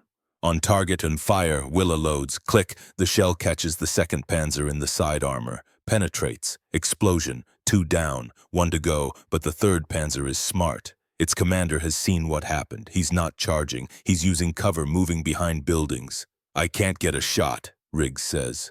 "He's behind that farmhouse." Then we wait for him to show himself. "Kowalski, position us behind that stone wall. Riggs, keep your sight on that farmhouse corner. The moment he appears, you fire." Willa has a shell ready. Turned backward, left hand on the breech rim, waiting. 30 seconds pass, 60, 90, then the Panzer appears, just for a moment, trying to relocate to better cover. "Now!" Willa shouts. Riggs fires. Willa loads another shell before the first one even hits. Click. 2 seconds. But they don't need the second shot. The first round catches the Panzer in the track, immobilizes it. The crew bails out, running for the tree line. Silence. 3 Panzers, 14 minutes of combat, 1 wounded crew member, but everyone alive. And Willa commanded the tank through the entire engagement. Walsh regains consciousness 10 minutes later. Looks at Willa with unfocused eyes. "What happened?" "We killed 3 Panzers, sir. You took a hit to the head. Medics on the way." "Who gave the orders?" "I did, sir." Walsh tries to sit up. Winces. "Brennan, you can't. You're not authorized to command." "Sir, with respect, we were taking fire. Someone had to give orders. I was the senior NCO present." Riggs speaks up. "Lieutenant, she saved our lives, made the right calls, no hesitation. We got 3 kills and 0 casualties because she took command." Walsh looks at Willa for a long moment. Then he nods slowly. "Good initiative, Sergeant. I'll put that in my report." But Willa knows what he's really thinking. A woman commanded his tank. A woman gave orders to men. A woman fought and won. The Army isn't ready for that. Not yet. Maybe not ever. October 20th, 1944. 8 o'clock at night. Willa sits in the mess tent writing a letter home. She hasn't written to her parents since Declan died. Hasn't known what to say. How do you tell a mother and father that their son is dead? That their daughter is alive only because she learned to load shells backward? The letter takes an hour to write. She crosses out half of it. Starts over twice, finally settles on simple facts. Declan died bravely. She's safe. She's doing important work. She'll come home when the war ends. She doesn't mention the loading technique, doesn't mention training hundreds of men, doesn't mention commanding a tank in combat. Some things are too big for letters. Sergeant Kovac finds her as she's sealing the envelope. He's carrying a folder. "Brennan, got something for you." He sits down across from her. Opens the folder. Inside are after-action reports from across 3rd Army. Tank engagements from the past 3 weeks. "Look at this," Kovac says, pointing to a report from 1st Armored Division. 4 tanks using your method. Engagement near Nancy. Kill ratio 1-to-1. 0 casualties. He flips to another page. 9th Armored. 6 tanks. Kill ratio 0.8-to-1. That means they destroyed more Panzers than they lost. Another page. 6th Armored. 10th Armored. 2nd Armored. Same story. Crews using the backward method are surviving at rates 60 to 70% higher than crews using standard procedure. Kovac closes the folder. Brennan, do you understand what you've done? You've changed how an entire army fights. 4,000 tanks are using your technique. By December it'll be more. This is going in the history books. Willa shakes her head. I just wanted to keep people alive. And you did. Estimated lives saved so far somewhere between 200 and 300 American soldiers. That number's going up every day. 200 to 300 lives. 200 to 300 brothers who'll go home to their families. 200 to 300 men who won't die like Declan died. Willa's hands start shaking. She presses them flat against the table. Hey, Kovac says softly. You all right?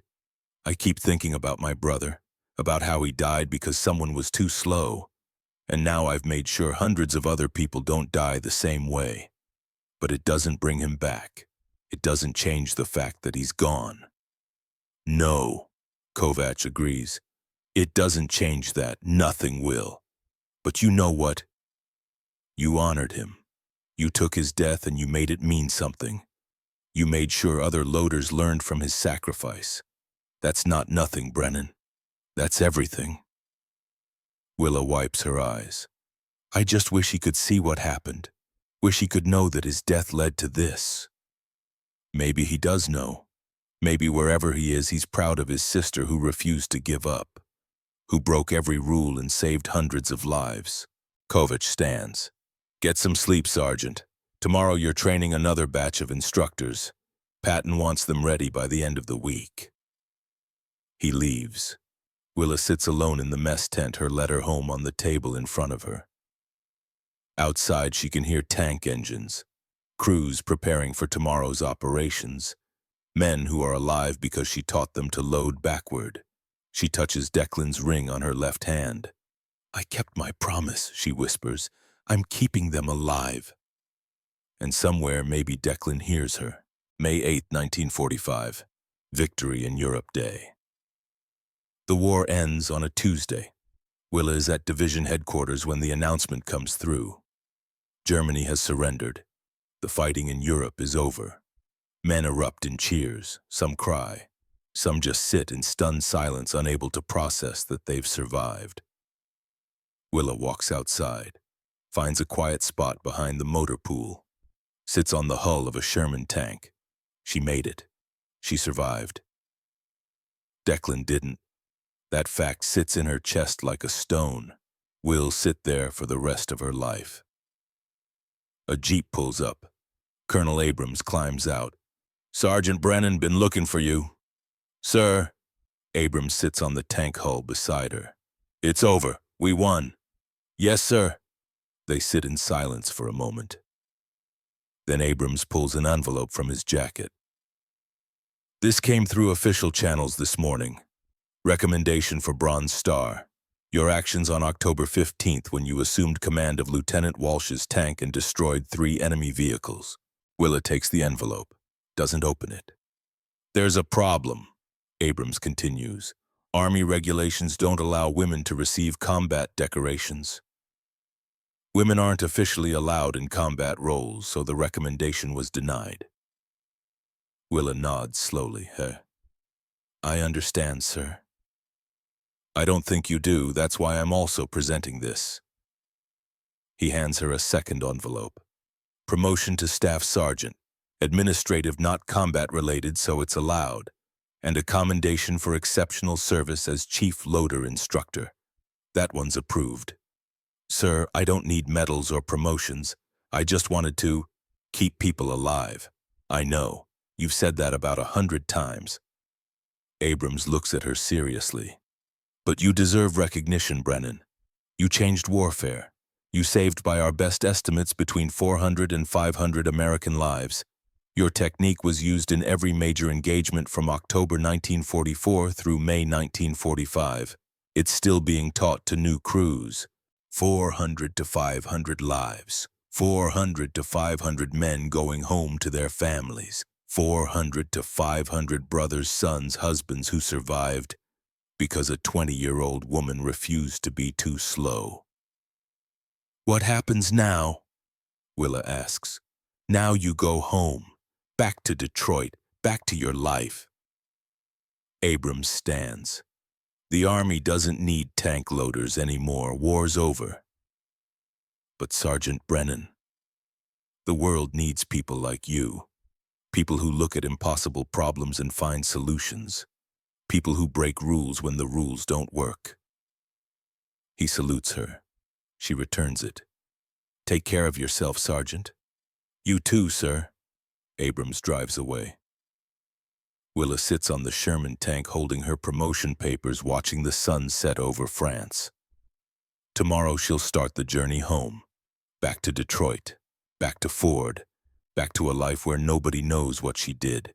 Because the Army won't recognize it officially. Won't put her in history books. Won't tell the story of the woman who changed how America fights tank warfare. Some victories are invisible, but they're victories nonetheless. May 10th, 1945. 2 days after VE Day. Willa receives a package. No return address. Just her name and rank. Inside a letter and a photograph. The photograph shows Declan in his uniform, smiling, standing next to a Sherman tank. Written on the back in his handwriting, "For Willie, keep this safe until I get home." The letter is from Declan's company commander. Written the day before Declan died. Sergeant Brennan, your brother asked me to send this if anything happened to him. He wanted you to know he was proud of you. Proud that his twin sister could fix anything with an engine. He used to tell the crew that if the war ever came down to engineering, you'd win it single-handed. He also wanted you to know something else. The night before he died, he told me about a dream he had. He dreamed you were loading shells in a tank. Said it was ridiculous because women weren't loaders. But in the dream, you were faster than anyone he'd ever seen. He laughed about it. But he also said, if my sister ever did become a loader, she'd probably find a way to do it better than all of us. I thought you should know that. He believed in you, even in his dreams. Captain James Morrison, Able Company, 4th Armored Division. Willa sits in her barracks holding the photograph, reading the letter. Declan dreamed she would do this. Before she even knew she would do it, before any of it happened, he believed in her. And she made his dream real. The tears come then. Not tears of grief, tears of completion. She kept her promise. She honored his memory. She did what he dreamed she could do. And that finally is enough. She holds the photograph to her chest, closes her eyes. I did it, Deck, she whispers, just like you knew I would. Outside, someone is singing. Victory songs, celebration songs, songs about going home. Willa Brennan will go home too, but she'll carry this moment with her, this letter, this proof that her brother believed in her even when she didn't believe in herself. And maybe that's the real victory, not the lives saved, not the technique adopted, not the war won, but the promise kept to a brother who dreamed his sister could do the impossible and watched from somewhere beyond as she proved him right. Detroit, Michigan, June 1945. Willa Brennan steps off the train at Michigan Central Station wearing her Army uniform, Staff Sergeant stripes on her sleeves. No medals on her chest, just a discharge letter and $60 in mustering out pay. Her parents are waiting. Her mother sees her first, runs forward, wraps her in a hug that threatens to crack ribs. You're home. You're safe. Thank God you're safe. Her father stands back, waiting. When Willa's mother finally releases her, he steps forward, looks at her for a long moment. You look different, he says. I am different, Dad. Declan. I know. I miss him too. They don't talk about the war on the drive home. Don't talk about what Willa did or how many lives she saved. Her parents don't know. The army never told them. All they know is their daughter went to war and came back. That's enough. The next morning, Willa walks to the Ford Rouge plant, the same factory where she worked before enlisting. The foreman recognizes her. "Brennan heard you were overseas, Women's Army, right?" "Yes, sir." "Well, we got a spot for you if you want it. Assembly line, same as before."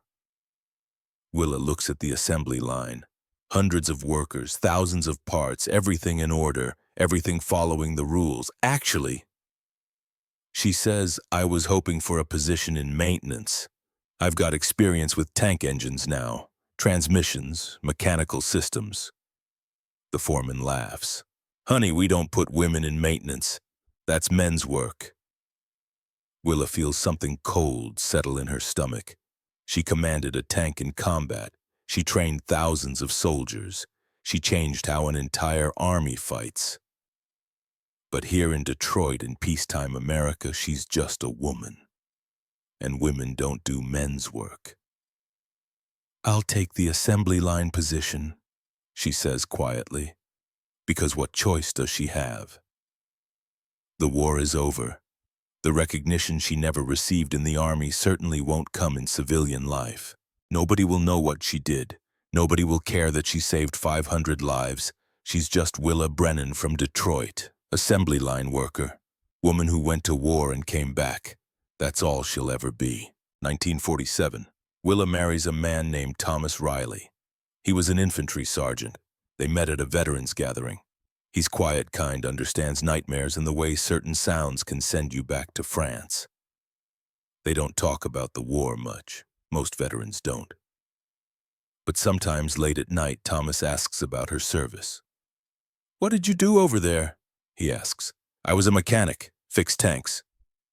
It's not a lie, just not the whole truth. She doesn't tell him about loading shells backward, about training thousands of men, about commanding a tank in combat, about being the first woman to change American armor doctrine. Some stories are too big to tell. Some victories are too invisible to share. 1986. Willa Brennan. Riley retires from Ford Motor Company after 41 years. 3 children, 7 grandchildren. A quiet life in a suburb of Detroit. She's 62 years old. Her hands are scarred from decades of factory work. Her left hand still wears Declan's ring. She never took it off. At her retirement party, one of her granddaughters asks about the war. "Grandma, were you really in the army?" "Yes, sweetheart." "Did you do anything important?" Willa looks at her granddaughter, thinks about 500 lives saved, thinks about techniques that were used for decades, thinks about being the first woman to change how America fights. "I loaded shells in a tank," she says. "Kept the gun fed so the gunner could shoot. That's it. That's it." Because how do you explain to a 12-year-old that you changed the world and nobody noticed that you saved hundreds of lives and received no recognition? That you broke every rule and proved everyone wrong and then came home to a country that told you women couldn't do what you'd already done. You don't. You just smile and say you loaded shells and you keep the rest locked away where nobody can see. 1993. A historian finds Willa's name in archived after-action reports from 4th Armored Division. Dr. Naomi Rosenthal, professor of military history at the University of Michigan. She's researching tactical innovations during World War II. She finds a reference to Sergeant W. Brennan, Chief Loader Instructor 3rd Army. The reference is buried in a footnote. One line. No explanation of what Sergeant W. Brennan actually did, but Dr. Rosenthal is thorough. She digs deeper, finds after-action reports mentioning backward loading technique, finds statistics showing dramatic improvements in kill ratios and survival rates starting in October 1944, finds Colonel Abrams's recommendation for Bronze Star denied. She tracks down Willa through veteran registries. Makes a phone call. Willa is 71 years old when the phone rings. "Mrs. Riley, my name is Dr. Naomi Rosenthal. I'm researching 4th Armored Division tactics during World War II. I found your name in some records. Would you be willing to speak with me? Willa hesitates. 48 years since the war ended. 48 years of silence. What do you want to know? Everything. I believe you developed a loading technique that changed how American tank crews fought. I believe you trained thousands of soldiers, and I believe the Army never officially recognized any of it. Willa sits in her living room phone pressed to her ear and thinks about Declan, about promises kept, about invisible victories. Yes, she says quietly. I did all of that. The interview lasts 3 hours. Dr. Rosenthal records every word, takes notes, asks questions that nobody has ever asked Willa before. How did you develop the technique? I was left-handed. The standard method didn't work. I had to find another way. How many lives do you think it saved? The Army estimated between 400 and 600, but I don't know for certain. Did you ever receive recognition?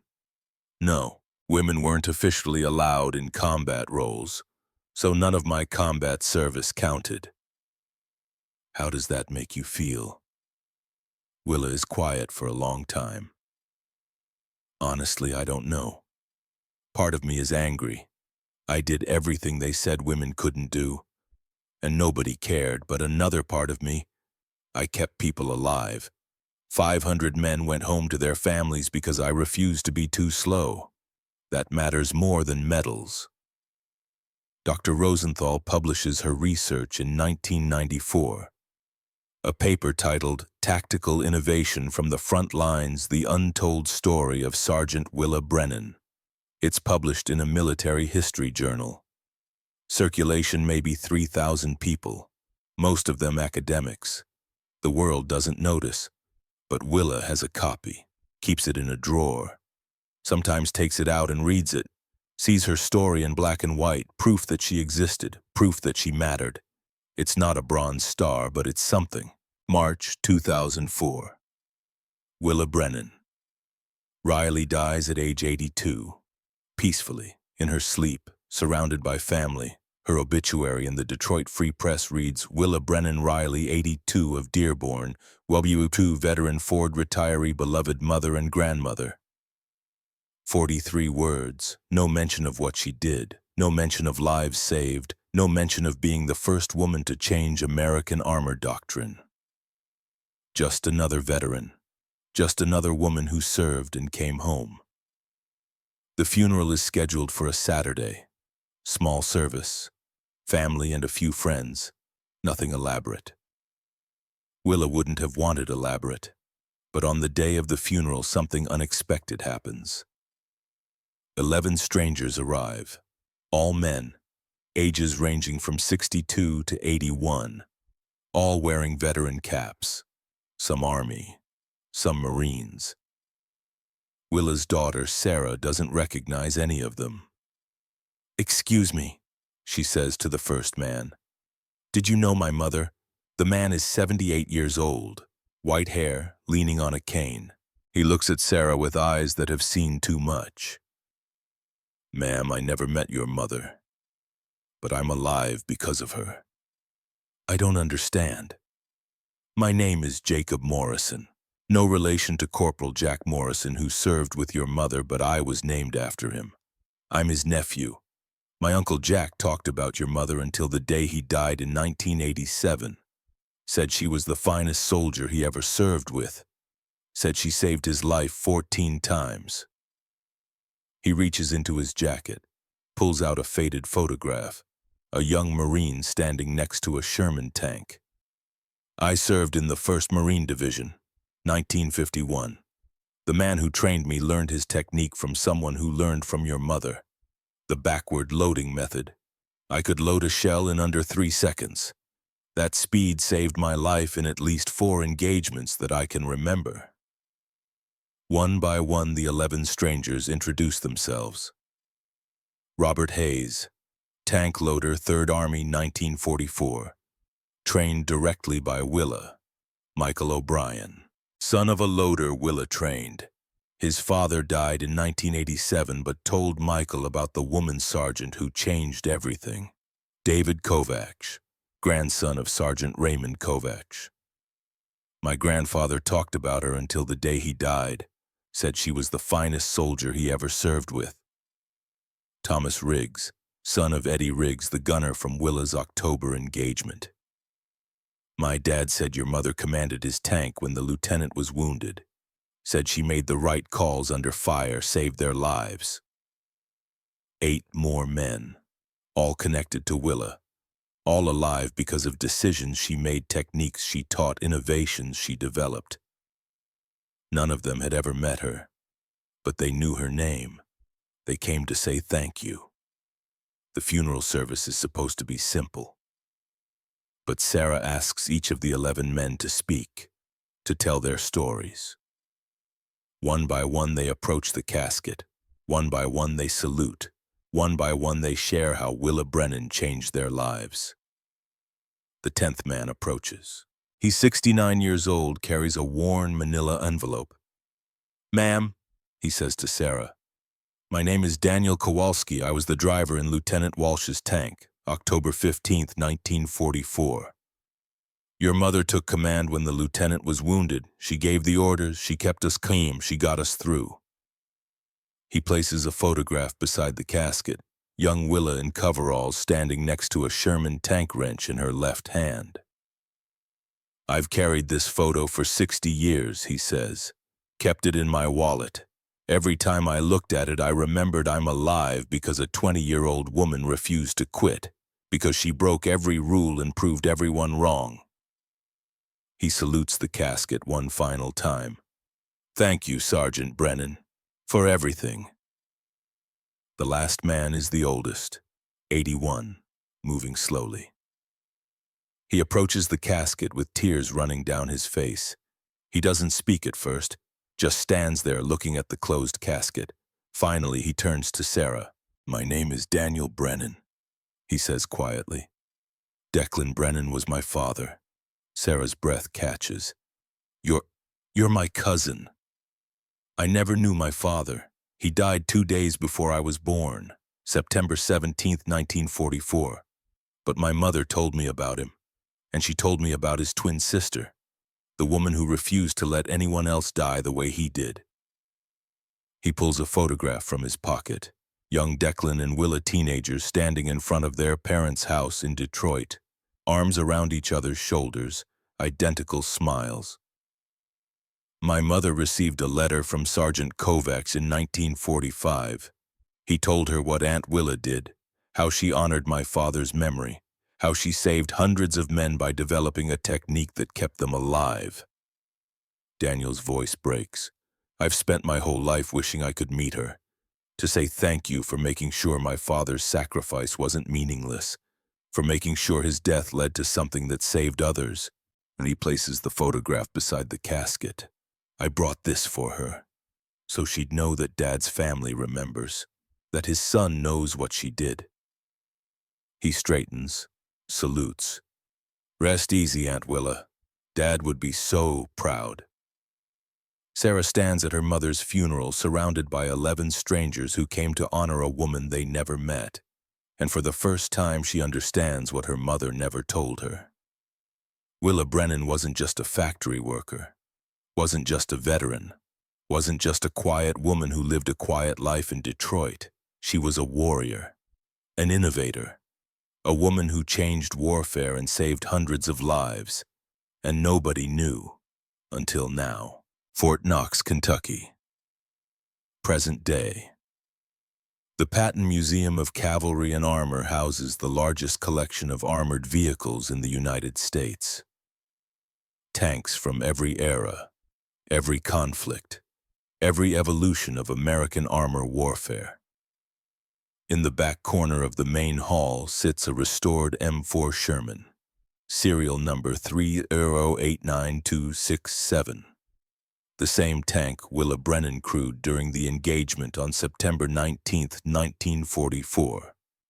A placard beside it reads, "M4 Sherman Medium Tank, used by 4th Armored Division European Theater 1944 to 1945. Notable for innovative crew tactics that improved combat effectiveness. That's all it says. 14 words, no mention of Willa. No mention of the backward loading technique. No mention of 500 lives saved. But if you look closely at the loader's position inside the tank, someone has placed a small memorial, a photograph. A young woman in army coveralls, wrench in her left hand, standing beside a Sherman tank. No name on the photograph, no explanation of who she was or what she did, just an image, a memory, a ghost of a woman who changed the world and asked for nothing in return. In 2019, 75 years after she developed her technique, the United States Army posthumously awarded Willa Brennan the Bronze Star with Valor. The ceremony was small. Her grandchildren attended, a few military historians, a journalist from the Detroit Free Press. The citation read, "For exceptionally meritorious service and innovation in combat operations resulting in the saving of hundreds of American lives." It took 75 years, but finally, officially, the Army recognized what Willa Brennan did. Sarah Riley, Willa's daughter, accepted the medal, held it in her hands, thought about her mother who never asked for recognition, who spent 41 years working on an assembly line, who kept her victories invisible. She would have been proud, Sarah said at the ceremony, not of the medal, but of the fact that her story is finally being told, that people finally know what she did. The journalist asked a question. "What do you think your mother would want people to remember about her?" Sarah thought for a long moment. Then she smiled.